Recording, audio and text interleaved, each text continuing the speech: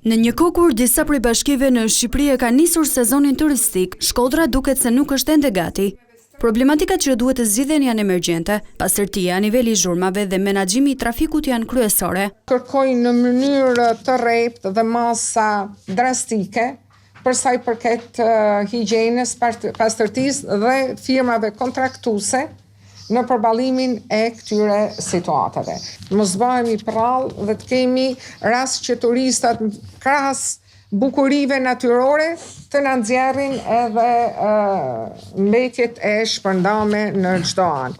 Vija bregdetare dhe ajo liqenore duhet të garantojë siguri për pushuesit dhe në këtë pikë masat për vrojtuesit dhe largimi i mjeteve lundruese jashtë standardeve janë dy zgjidhjet e para. Mungesa e vrojtuesve në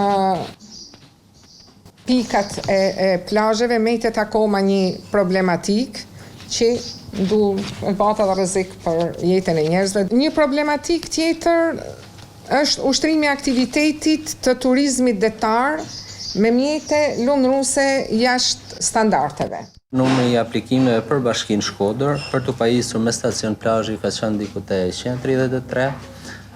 Miratuar paraprakisht janë 65 dhe refuzuar për mos plotësim të kriterit kryesor që është struktura akomoduese, janë refuzuar pjesa tjetër. Në kryetarët e bashkive bashkë me pasurimin e situatës nuk fshehen as kritikat. Po bën 2 vite që absolutisht nuk kemi as investim, as në aksa rrugore, as në çështje tjera, as në infrastrukturë tjetër që i takon energjia apo shërbime tjera të ujësjellës së tjerë më radh. Fuga dëni vëmendje, realisht mos lënë ato projekte në përsëritare të ministrisë dhe drejtorive të ndryshme në qendër duke i marrë sërtar, por as sa mundur edhe ne të marrim atë pjesën që na takon.